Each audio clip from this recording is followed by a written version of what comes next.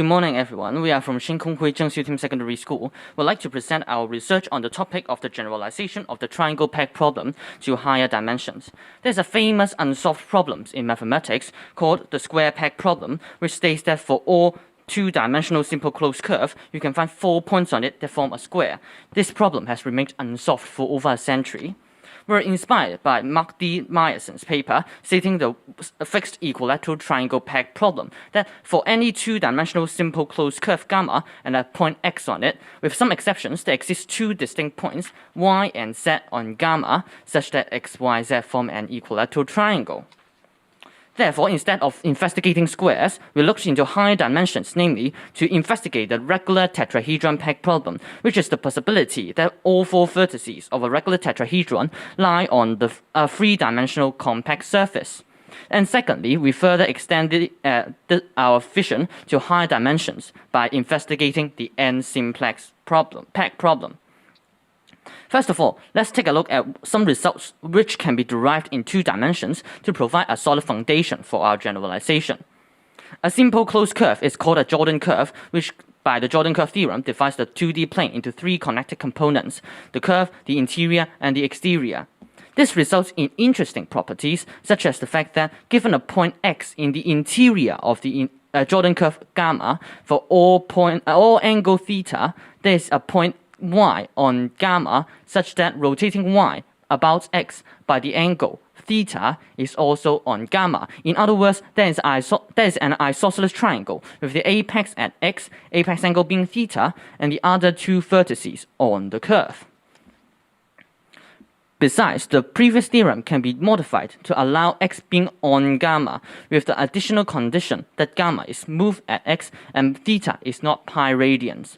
What's so special about this? Notice by setting theta to pi over 3 radians, x, y, z form an equilateral triangle, and therefore can be regarded as the general case for the equilateral triangle peg problem.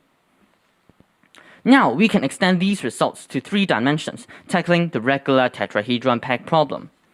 What do we mean by the regular tetrahedron peg problem? Given a smooth, compact connected surface S, there exist 3 distinct points y, z, w on S, forming a regular tetrahedron with a given point x, with one theorem specifying x to be inside S and one with x on S.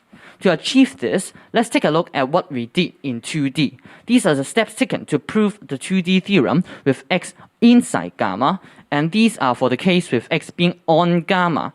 To generalize this to 3D, there are several problems we need to solve.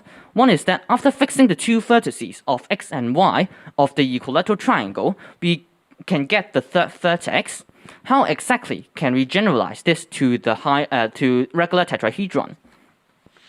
And the other is, what can the intermediate value theorem conclude with the third vertex going from inside to outside the surface? So let's jump right into the regular tetrahedron peg problem. Here's an overview of the proof, consisting of moving a locus from outside to inside the surface, transforming the problem onto a 2D plane, extending the intermediate value theorem, and finally applying the 2D fixed peg problem. Firstly, how to generalize the third point of an equilateral triangle to the regular tetrahedron. There's an interesting property of a regular tetrahedron that for 2 points x and y in 3D space given, the locus of points forming an equilateral triangle with x and y, which we denote as LXY, is a circle lying on the perpendicular bisector of the line segment XY. This is summarized in the lemma above. Another thing is that by picking a point z on the locus LXY, the points that form a regular tetrahedron with xyz must also be on the locus and form an angle of center of r equals 1/3 with z. Therefore, our goal now is to find a locus where 2 points on it, separated by an angle of center of r equals 1/3, are both on the surface. Next, by moving a point y on the surface from the furthest point to the closest point, the locus LXY will move from on or outside the surface to on or inside the surface. We'll use several functions to help simplify this problem. We can first give every point in the 3D space a signed distance value to the surface, with its positive and negative sign representing whether the point is outside or inside the surface. Notice a point on the surface is mapped to 0 under this function. Next, when we move y, the loci L, x, y is formed, but we then map them to the 2D plane using a function of cylinder and polar coordinates. Now all the loci are mapped to the 2D plane. In order to find a locus with 2 points on it, also on the surface, and make an angle of center of r equals 1/3, we need to find out some of the possible candidates by extending the intermediate value theorem. The classic intermediate value theorem guarantees there is a 0 between a non-positive and a non-negative value on a continuous function. This made us wonder, can this be generalized to the 2 dimensions, guaranteeing a Jordan curve of zeros between the inner non-positive circle and the outer non-negative circle? Eventually, we added the additional constraint that the continuous function must be smooth at its zeros. Only then can we conclude that a Jordan curve, or in general, a smooth, compact, connected hypersurface, is a subset of the zero set of the function with the origin inside. We have now found a Jordan curve of points of the locus being on the surface. How do we find a locus with 2 points on it having an angle of center of r equals 1/3? Well, this is a 2D fixed peg problem. The origin can form an isosceles triangle with an apex angle of r equals 1/3 and 2 points on the Jordan curve equidistant to the origin, meaning that they are on the same locus. And so, the fixed peg inside surface variant of the regular tetrahedron peg problem can be proven. As for the fixed peg on surface variant, we pick an infinitesimally close point to x0, forming a locus with about half inside the surface and about half outside the surface. Generalizations and formulations of the previous theorems are made to cope with this case. At last, let's now generalize this to even higher dimensions. Firstly, we have to generalize shapes like the equilateral triangle and the regular tetrahedron to higher dimensions. This is done using regular n-simplex, which are n+1 points all equidistant to each other.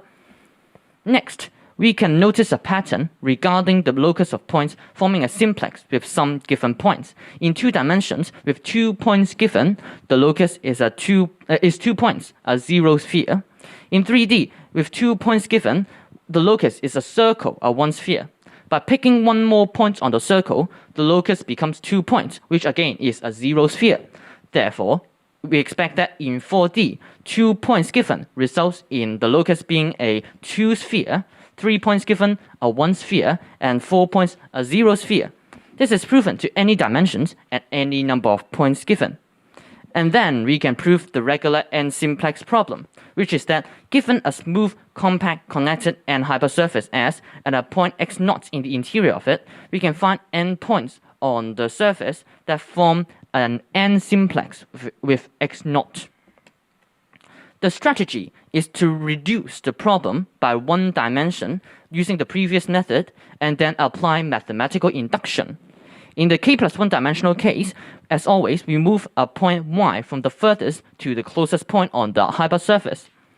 Next, we map the loci L, x0, y formed onto the k-dimensional plane. We can then find a smooth, compact, connected k hypersurface S prime as a subset of the zero sets. Lastly, by the induction assumption, we can find the necessary points on S prime to form a k+1 simplex with x0. This proves the theorem. To summarize, through the research, we have come up with some conclusions. First, we have generalized the triangular peg problem to 3-dimensional, that is, the tetrahedron peg problem.